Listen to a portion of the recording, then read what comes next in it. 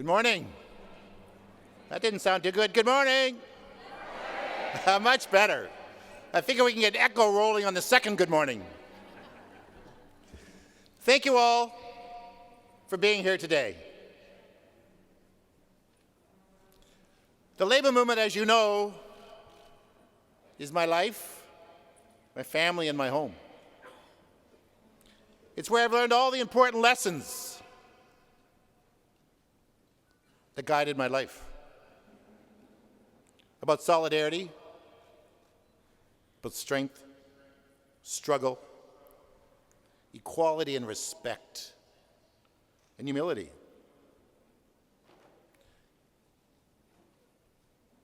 Can I ask all of the new delegates to please stand? Please stand up, all the new delegates.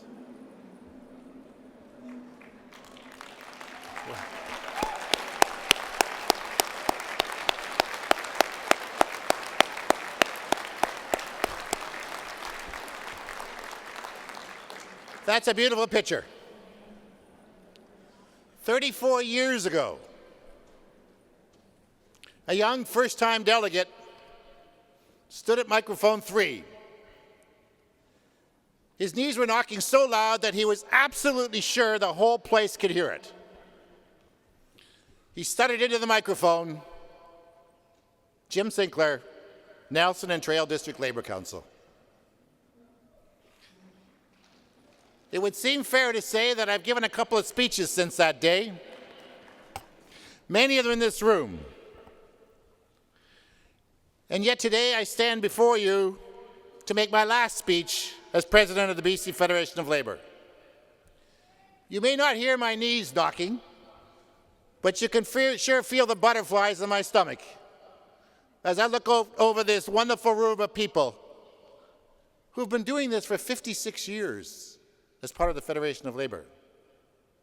We've come here and debated, discussed, yes, and on the odd moment disagreed about things, passed resolutions, planned strategy, and picked ourselves up on Friday and left the room and went down and changed the course of history in this province year after year after year so that we know working people made this province what it is today, and we're responsible for that.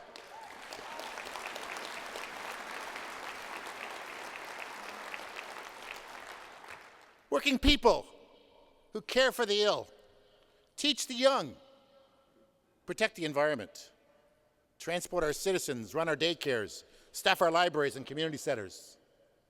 Working people who cut and mill the wood, who mine and smelt the minerals, who plant and pick our food every day, who construct our homes and build our industries.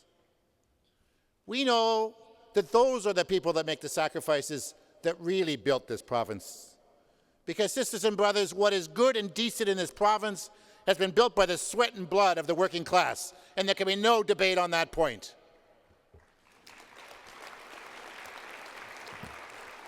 And we know, of course, without the trade union, working people would not have decent lives. In fact, we know, you get to hear my speech twice, do you? We know that the labor movement, without the labor movement, this would be a terrible place to live, and we do know that. Recently, the Pope figured this out too. He said profoundly, trade unions have been an essential force for social change, without which a semblance of a decent and human society is impossible under capitalism. It's a profound view and a big responsibility for us. There are two worldviews today deadlocked in a struggle. In one view, we're human beings who live in communities. We're citizens, we're born with rights and with freedoms. And the other view, we're simply consumers, perhaps reluctant taxpayers, customers at a worldwide shopping mall where everything is for sale, including other human beings. Where the only freedom, when you strip it all away, the only freedom they really want is the freedom to shop. And nowhere are those battle lines drawn more clearly than the assault on our public health care system.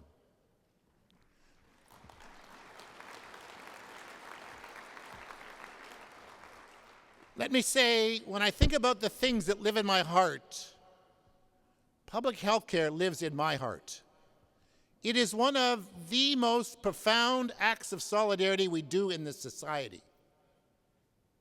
It represents every value we have, that everybody is important.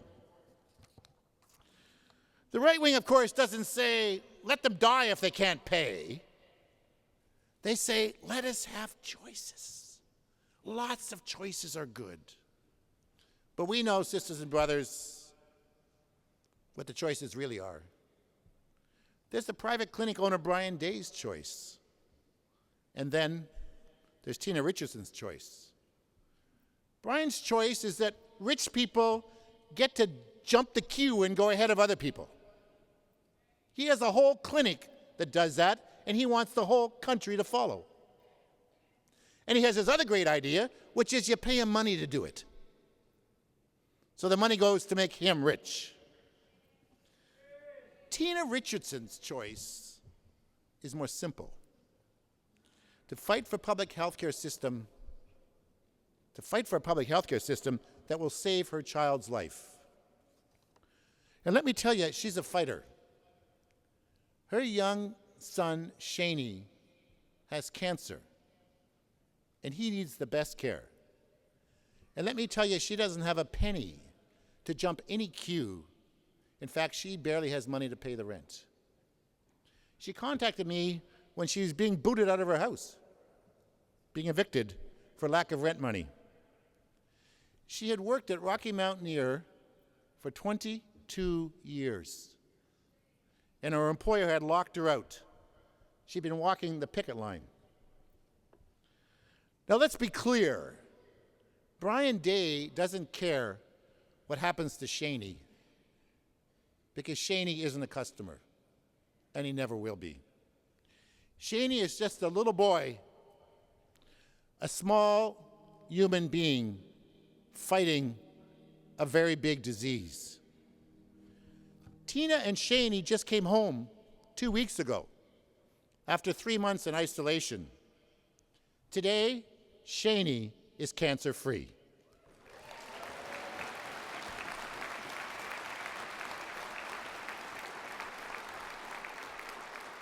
It's called health care because we care. And let's be clear, in our world, our choice is that Shaney gets the best health care that's available and no one gets to jump the queue. In our world, Brian Day's clinic doesn't open its doors, the government closes its doors and shuts it down because it's illegal under the Canada Health Act.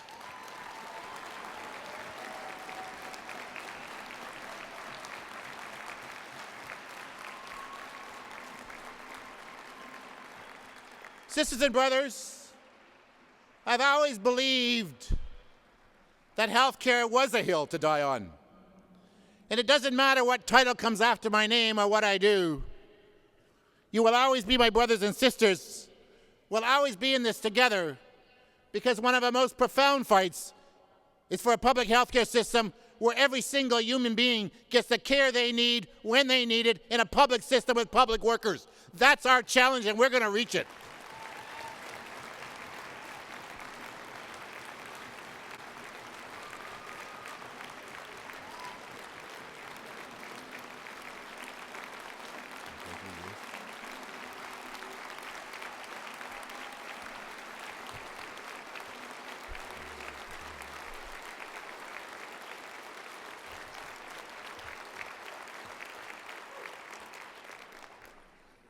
Now, the millionaires will tell you, we can't afford health care. There's simply no money, the cupboard's bare. Not surprising. They're the same people that seem to be able to tell us almost every day that we can't afford just about anything that makes the world a decent place to live for workers, including, of course, public education, public health care, pensions, fair wages, the list goes on.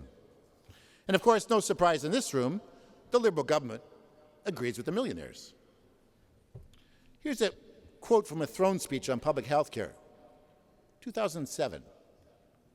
Insatiable demands for health care funding have gone past the tipping point. Left unchecked, These demands will see our public healthcare system reach the breaking point, not just in decades, but in a matter of years. It sounds almost like a horror movie. But the real horror show isn't Godzilla sitting in the emergency room closet gobbling down billions of dollars with the public taxpayers' money. The real horror show is a public healthcare system under stress, where workers are stressed and rooms are full of beds it shouldn't be and hallways are full of beds and the money isn't being put into the system to make it work. That is the horror we are living, and it is completely unacceptable.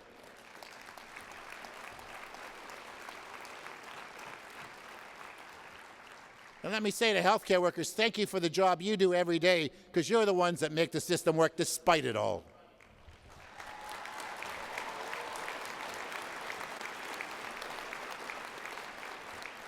There's an old joke amongst journalists. I learned it from Conrad Black, actually. He said, don't let the facts ruin a good story. That's certainly true for the Liberals. In 2001, when they took power, spending on health care was $235 above the national average. After 10 years of BC Liberal government, our spending last year was $164 per person, less than the national average. Healthcare funding is a fraudulent crisis created by the right wing. And of course, it's not just healthcare. It's public education, it's transportation, it's all of the services people get. It's taking care of poor. I mean, really, what could be more important to a modern economy than a public education system? Actually, what could be more important to a democratic society than citizens, intelligent citizens that actually ask hard questions of their governments? Citizens might ask the obvious question, which we heard a lot about this summer. Why do British Columbians and why does this Liberal government spend $1,000 less than the national average, $1,000 less per student than the national average on education? If they just paid the national average, it would be $500 million. And when teachers walk into schools and support staff walk into schools, there'd be enough money in the system to deal with all the class size and composition language in the teachers' collective agreement and put all those people back into schools. That's what they were fighting about.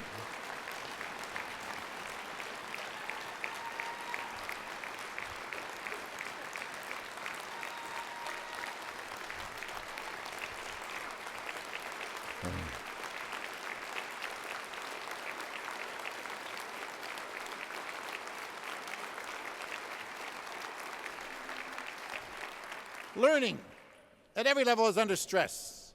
Post-secondary education has become unaffordable for tens of thousands of people. You know, I grew up, you could run down the hill and grab a job at the mill pretty quick, and you could be there for a long time. Today, does anybody believe, even with a high school education, you can get the job that's going to pay your way for your whole life? We send students to school and they come out with the highest debt load in the country. It's ironic that today, the Liberals collect more money in tuition from young people than they collect in corporate taxes from the wealthy. Germany just announced the other day, they decided to make their system work better. They decided to compete in the world economy.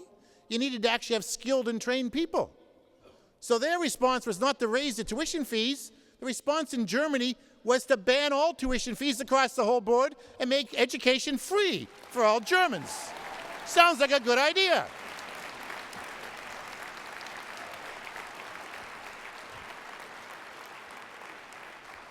Sisters and brothers, when we look at the future, we look at the labor movement, are we going to stand with young people? Are we going to stand to make sure their needs are met? And are we going to stand with students and their organizations to say to this government and to British Columbians, we will not rest until every single British Columbian can have a free education to be who they want to be and to be a participant in our economy. That's got to be our vision, our goal, and our commitment to those young people. It's fundamental. Fundamental.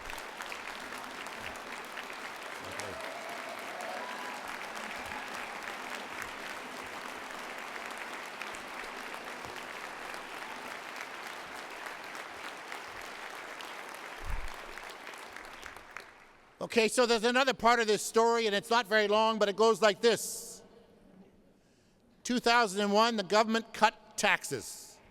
I'll never forget, I actually kept the newspaper clipping.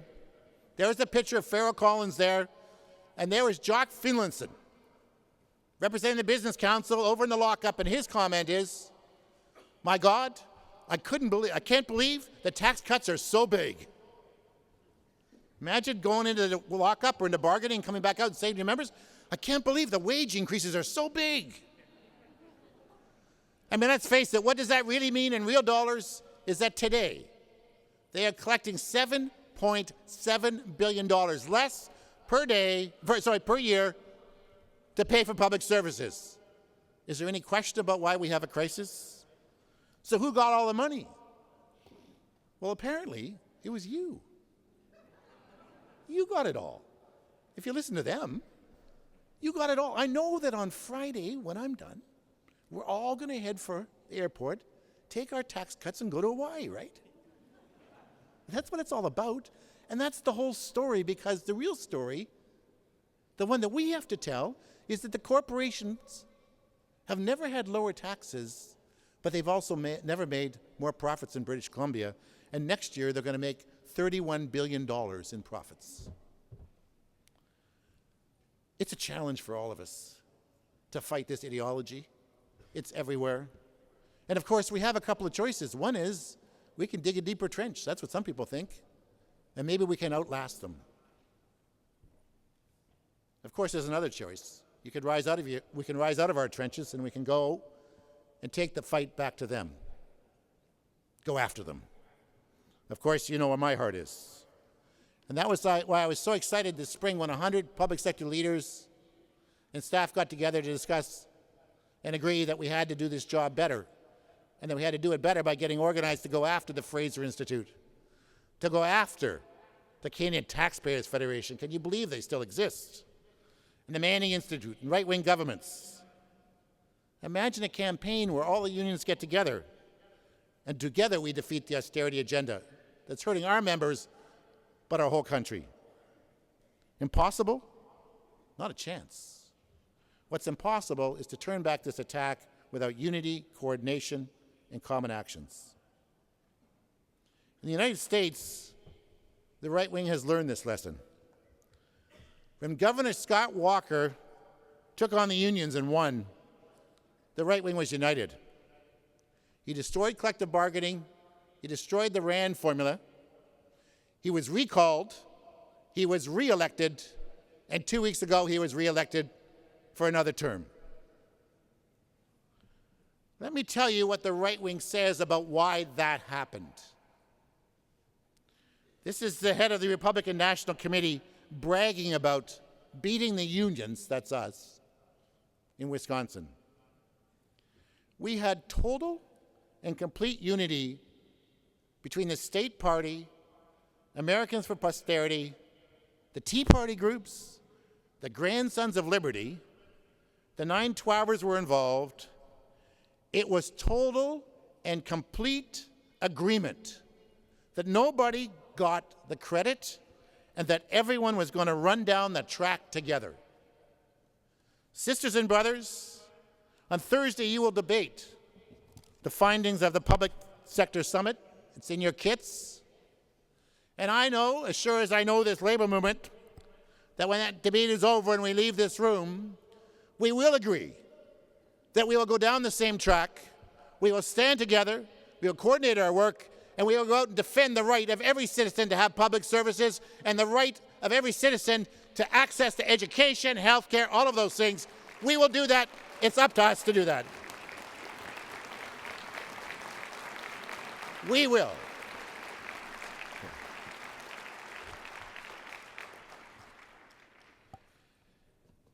Of course, we have a chance to get into this fight pretty quick, like in the next few months.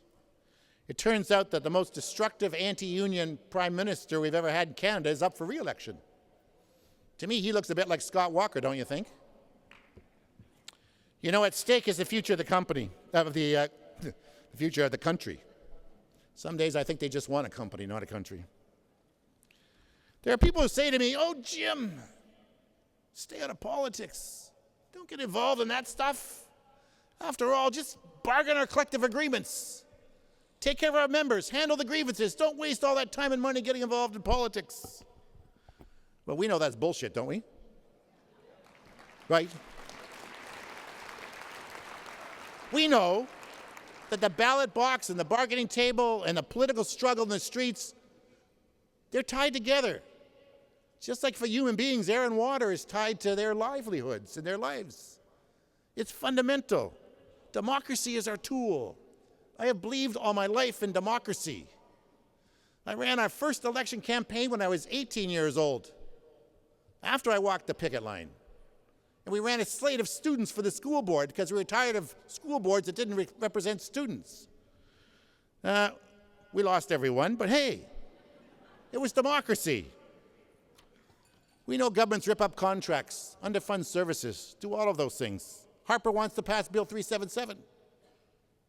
He wants to pass Bill 525 to make it impossible to organize.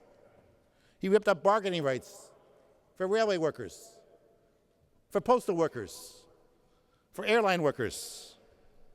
And he brought in the temporary foreign worker program, a program that fundamentally was used to abuse temporary foreign workers and to lower wages for Canadians. There's no other reason to have that program. And I'm proud of the labor movement. Let me tell you, I am proud of the labor movement, especially in British Columbia, especially in Alberta, because we have led the fight to say to Canadians and to Stephen Harper, the temporary foreign worker program is about exploitation, not immigration. We want this program to be canceled for low-wage categories and for the people who are here to be allowed to stay in Canada. There are working folks.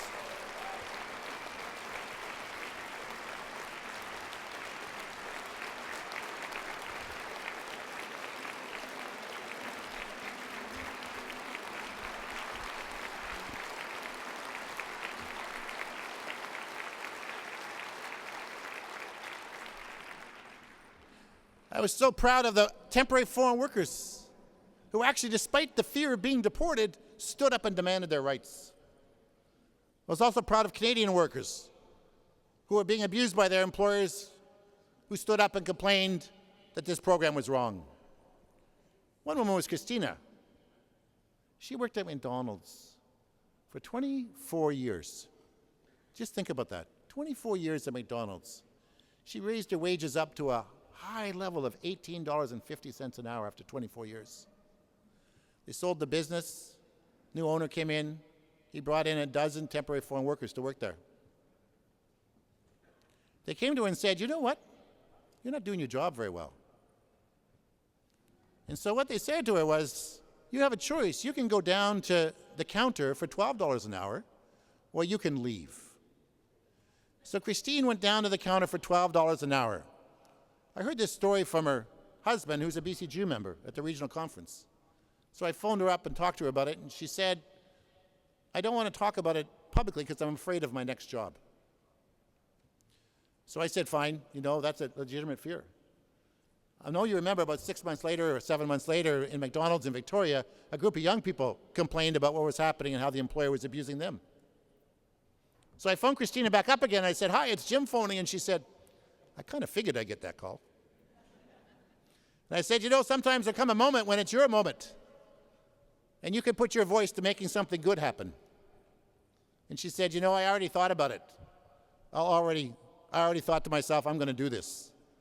And so the CBC went there, and in 2 days she was on the national news telling her story about why the temporary foreign program doesn't work. Sisters and brothers, that's the courage of working people. That's the courage it takes to change. Because at the end of the day, we have to be very clear, it's not temporary foreign workers that are the problem. It's not workers in Canada that's a problem. It's a government that doesn't respect our work, doesn't respect our lives, and treats us as second-class citizens.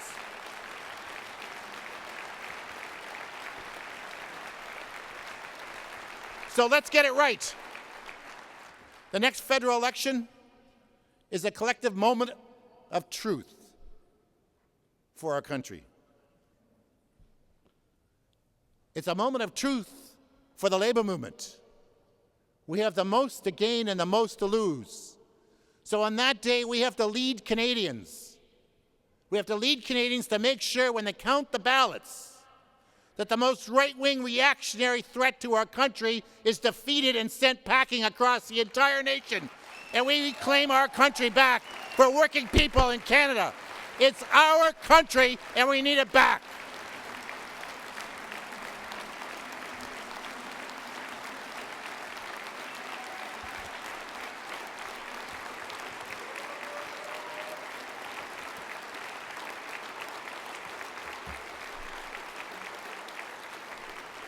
And let's also be clear, it's not just about dumping him.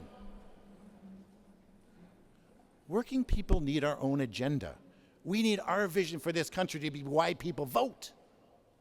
What does that vision look like? You know, we need a government that will implement a national child care program for every kid in this country.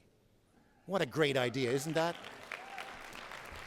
We need a government that actually won't vote down, but will vote in anti-scab legislations so no more Rocky Mountaineers or TELUS disputes can ever happen in Canada.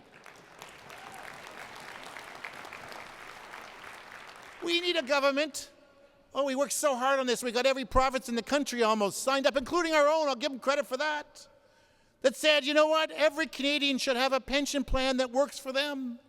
The CPP should be expanded. We need a government that will expand CPP by 50%. That's important to us. A different kind of government we need for a different kind of country. And let me be clear, I am very clear about what that means. That means we need to seize the moment and make sure that Tom Mulcair is the next Prime Minister of this country to represent this country.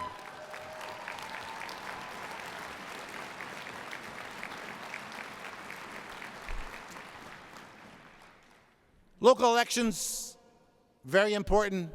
The Federation's been involved for years, the CLC. We do our jobs. And I'm happy to say that 168 people endorsed by the Labour Council were elected last weekend. It's great. All those people in this room, stand up. There's got to be people in this room that got elected. Please stand up. Okay, there they are. Over there, over there, over there, over there. Thank you. Thank you very much. Thank you very much.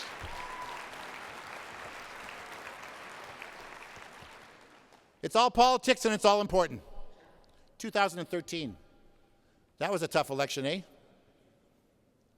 I'm afraid I was like everybody. I didn't expect that the Liberal government would be in power again. I talked to a ex-Liberal MLA, but 4 days later, he said, Jim, don't let them lie to you. I phoned 10 Liberal MLAs, including most of them cabinet ministers, the morning of the election to wish them luck. Every single one of them thought they were going to be in the backbenches by the time the dust settled. Every single one of them. What happened? Well, I'll tell you what didn't happen. What didn't happen is the Labour movement didn't stay home and we didn't not engage in the fight. The Federation affiliates did more in this election than I've ever seen them done. The Federation alone trained over 1,000 people to participate in elections, 50% of them that had never been in an election in their lives. 350,000 pieces of mail were sent out talking about the issues to our members. Unions made thousands and thousands of phone calls. Thousands of them. They knocked on union member doors. I was going out with union people. They were knocking on each other's doors, talking to them about issues. It's so exciting when somebody opens the door and they say, who are you? I'm from the union. And they go, what are you doing here? Shocking, eh? The union's on my doorstep. Well, it was great, and it made a difference, but we have more work to do. We will debate that this afternoon. We will debate this all week. But we have to be very clear, that in 2017, we all have to collectively, and I'll be there too, don't worry about it. We have to all collectively defeat this Liberal government once and for all and elect a new Democratic Party government that will actually bring in the policies that protect this province.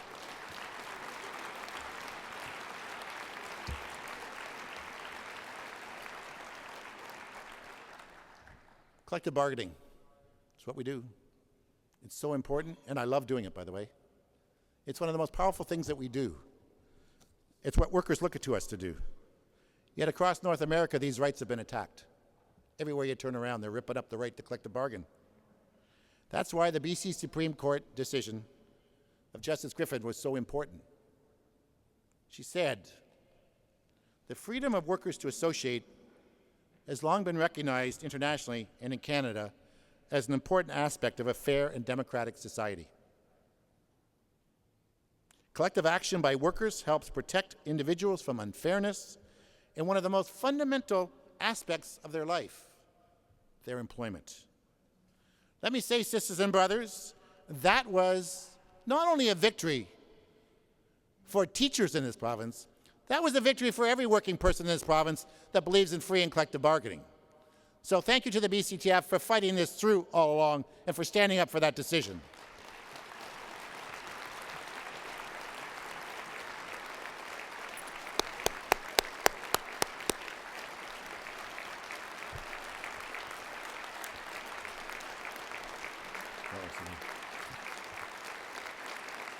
Sisters and brothers,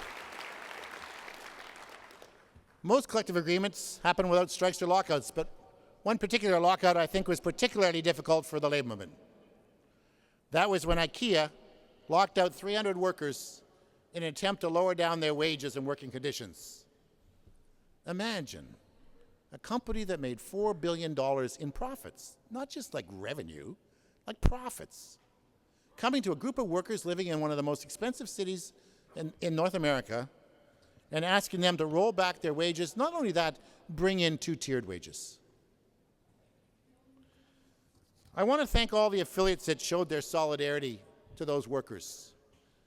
I also want to say I saw a glimmer of hope for international solidarity during that dispute. That was an amazing act that was done through the ITF and through UNI and others to put pressure on them. They finally did get a settlement. Not what they were looking for, but they finally did get a settlement. They protected their union security clause, and they're going back to work. Today in our gallery, there are IKEA workers. Let me just take a second on your behalf to say thank you to all of them for standing up for all of us and staying there day after day after day. Thank you so much.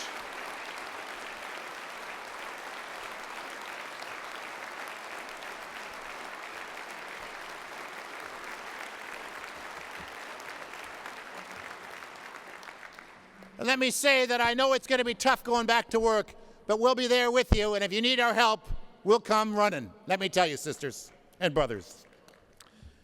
Other tough disputes, Fortis locked out their workers. What for? Concessions. Big shout out to, I went up there a number of times, to COPE 378 members. Solidarity looks like this. When your union brothers and sisters go on strike, you go on strike too and walk the picket line with them every day. Thanks, COPE, for doing that. That's what solidarity looks like. North Shore Winter Club. 7 months on strike. 7 months on strike. Companies demanding concessions. You're standing on the picket line and you're jumping back and forth as cars come through. Mercedes, then a BMW, then one of those other Range Rover things. It was ridiculous that they were asking people earning $17 an hour to roll back their wages. Cascade. They too wanted two-tiered systems. 11 weeks they walked the picket line out there. And they turned back all of the concessions. And when those workers walk into that plant, everybody walks in equal, the way it should be, right?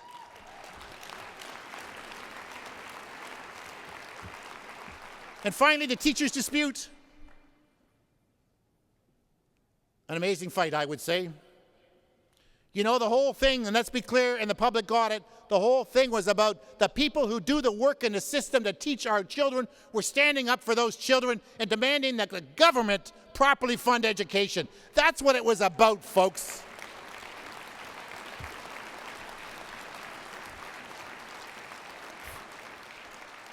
The Federation organized dozens of rallies. 25,000 support staff supported picket lines. We did polling that showed that the teachers were supported by the public. And when it got tough, we raised $8 million in interest-free loans to send the provincial government a message: no one was going to starve out teachers in British Columbia as long as they were part of our labor movement.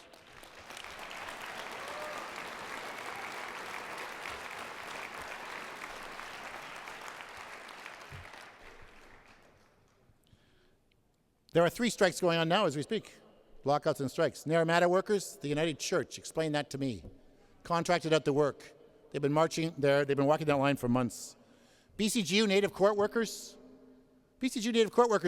they actually have this outrageous demand. Outrageous. They're asking the government that they should be paid the same as the non-Aboriginal workers. Wow, doesn't that make sense to me? I'll tell you. Again, casino workers in Campbell River, companies demanding concessions. No doubt you hear about them. But I want to say this, a reminder that we must always be vigilant.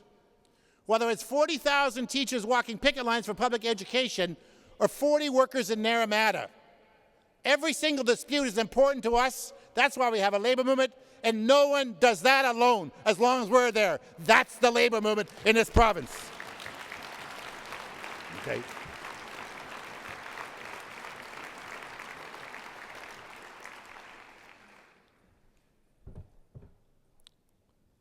I recently found myself in a room full of young people, and they were learning how to go out to high schools and talk about health and safety.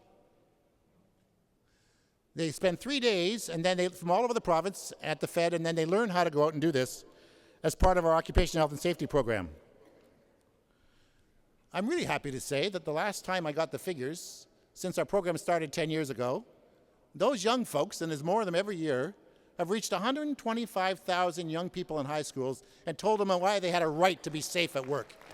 Thank you to those young people for doing our job. You know, we have the largest training center in British Columbia at the Fed, training health and safety committee members across the whole province. It's something I'm really proud of, because training's part of it.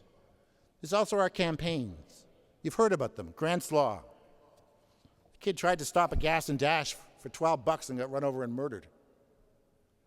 You know, you don't hear this in the story because I spent a lot of time with his parents.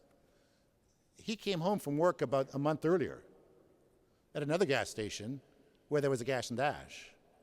And when he went back to work the next day, the employer called him over and said, "Hey, Grant, when you cash your check, you need to bring me $45 to pay for the gas and dash." And 2 days later, he said, "No, I'm not paying you." And 2 days later, he got fired for not putting the milk in the cooler properly. But we stuck together.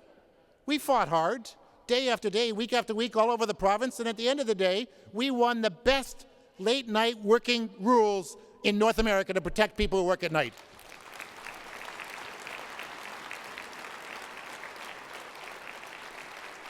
And of course, the government watered them down, and we're still fighting to get it back the way it should be. Farm workers are going to work these days in vans that don't look like coffins with 4 wheels on them, because we fought back when they killed 3 workers. And when they took those inspections out, they took 45% of the vans off the road because they weren't safe. And today we have to stay vigilant, because the people who work in our fields deserve the respect of all of us. And when we sit down at our table in British Columbia to eat our food, we want to know there's no blood on that food from workers in this province. They have safe conditions and they're respected. That's the bottom line for us. And we're going to do that.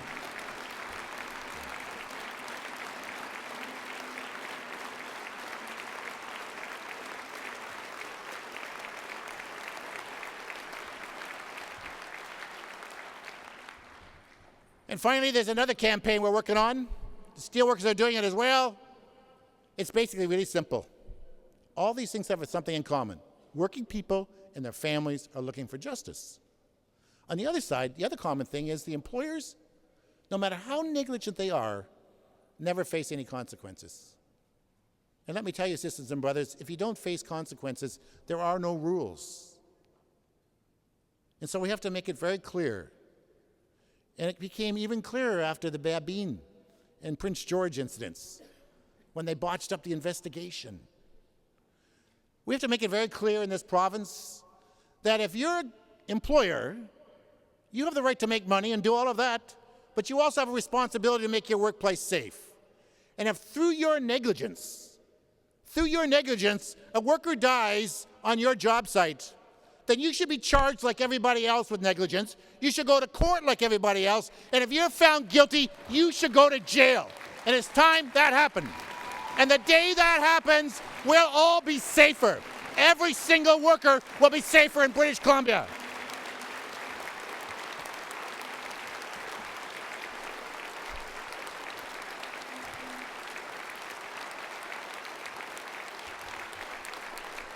And boy, the day that happens, I'm going to be outside that jail cheering. I got an email from a young worker the other day. He said, I went to Camp Jubilee, and now I want to come to the convention. I got inspired. She's one of over 400 people that have been to Camp Jubilee, which is, by the way, owned by the labor movement.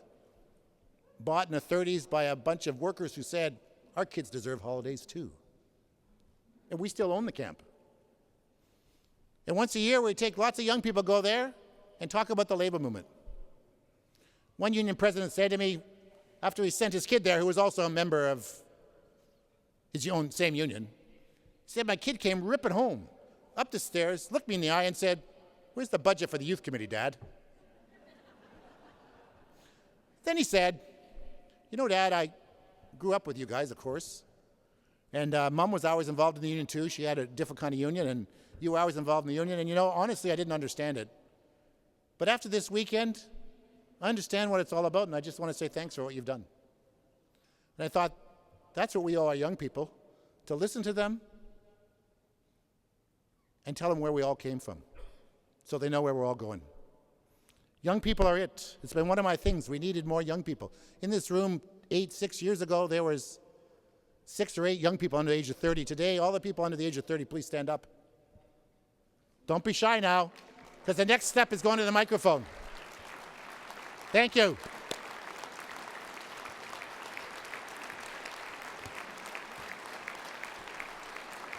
And you know, I got to say, to be really honest, I got to say that it's not that we're, you know, bringing them all in so we can sort of teach them everything. Young people are leaders. You look at a lot of these campaigns, including minimum wage, who was out there leading that campaign? It was young people. That's because they're important. The Employee Action Rights Network was created by the Youth Committee. And tomorrow we'll renew our campaign to raise the minimum wage. Encouraged by successes in Seattle and San Francisco, we will be demanding that this provincial government raise the minimum wage to $15 an hour so that everybody in this province goes to work with a decent wage.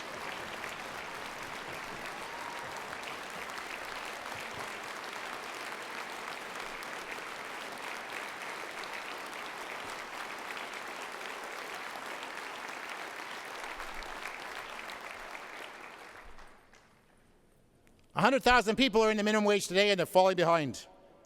In a recent polling question, we asked this question: do you think the labor movement should be involved in fighting for the minimum wage? And I thought it was encouraging that 77% of people, and by the way, 82% of women, because they're a little ahead of most of us, 82% of women said absolutely the labor movement's job is to fight for the minimum wage for everybody. And that is important for us to understand, that the credibility we have in this province, why the labor movement is more respected in this province than many places, is because it's a labor movement of working people, a labor movement of everybody. And those minimum wage workers don't see us as a job trust, they see us as an ally in making their lives better too.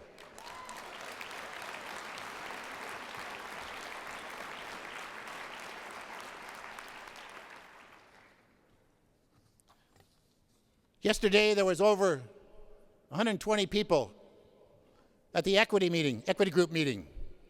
2 years ago, there was about 35. We're making progress. They want the labor movement, and all the world actually, to be accessible. And why shouldn't it be? And don't all we want the same thing? Really? How can we call ourselves a progressive labor movement if our doors are not open to the LGBT community, people with disabilities, to workers of color, to First Nations workers? We have more work to do, but we must do it. It's so important. One of the first things that was said to me when I got this job was the BC Federation of Labor president should damn well walk in the Pride Parade. And I thought, you know, that's probably a good idea. So I went 15 years ago, and I've been going ever since then. I love that day because hundreds of thousands of people send a clear message to the homophobic world. Working people will love who we want, and we will be who we are, and that's our right. So, keep the banner free, okay? That end of the banner, I'll be there. Because all those stories about my retirement were really exaggerated. I may be stepping down as president, but I'm not leaving this movement.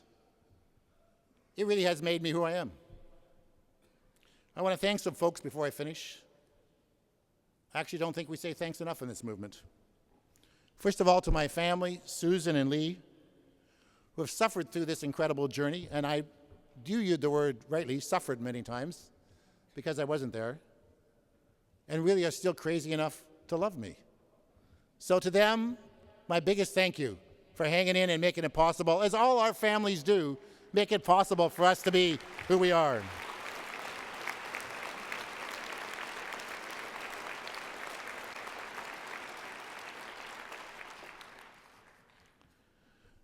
To the staff of the Federation, so important, they make all of us look good. And they've done an amazing job at the Federation of Labor, and they will continue to do an amazing job for whoever stands in this podium, because they too have a deep belief that the labor movement is so important to this province. Thank you to the staff of the Federation of Labor.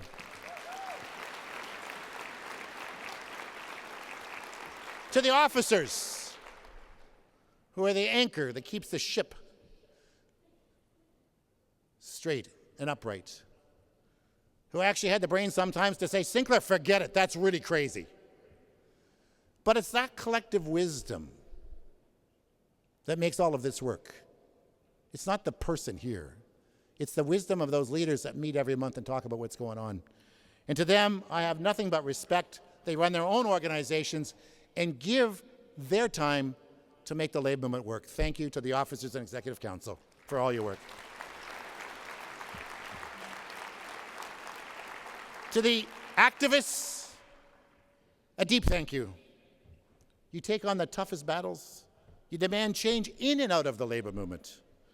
And you bring the fight to the fight, your passion and your commitment. Thank you for what you do every day for working people. Labor councils. You know, I think if there's one thing I could wish is that labor councils would be more powerful and stronger, and we need to keep working on that because they are the people that represent us in the community. So to the labor councils who do it for free, thank you for your work. You do it really well.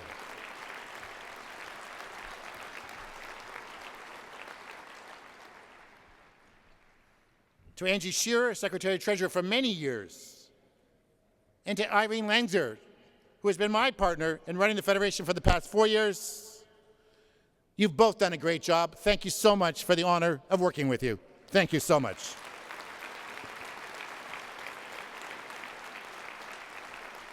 And finally, to my union, the UFAW, Unifor,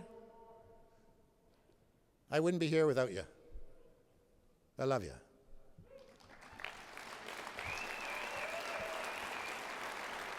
In case you haven't really figured it out, I actually love the whole labor movement. It really gives working people our human dignity. It is the difference between no respect and respect. And I just want to say that all of my life, all the things I've been taught come down to a couple simple things. That the most precious thing that we have as human beings is our solidarity with each other. It's more precious than all the buildings we own and all the bank accounts between us. Because without that solidarity with each other, we are incapable of going forward and defending ourselves and building the world we need to build. You know, there are a few things I need to say I hate it when we fight each other. And you know what I especially hate, and I got to say this because I've lived with it for 30 or 40 years, I especially hate when unions raid each other. I hate raiding, sisters and brothers. I hate raiding.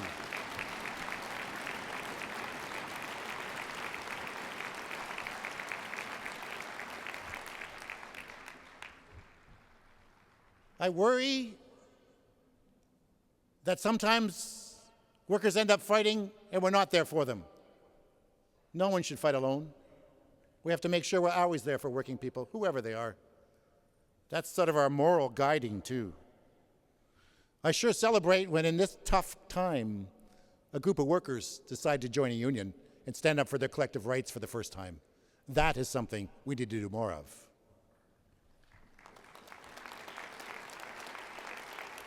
I love the precious moments in this movement when we are truly one. When all those differences are aside, when we stand together, we march together, and fight the battle for all working people. It was said earlier that I walked my first picket line at 17. I just want to be clear. When I'm 77, I will be out on the picket line with you, because we're all in this together. Thank you for the honor of serving you. Solidarity forever, sisters and brothers.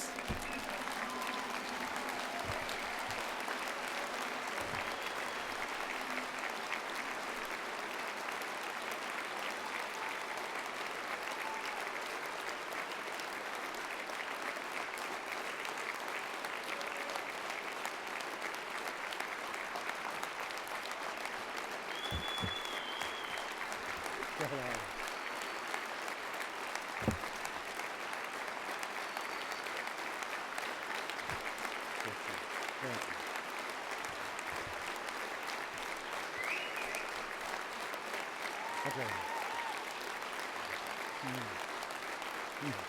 Now you're going to make me cry.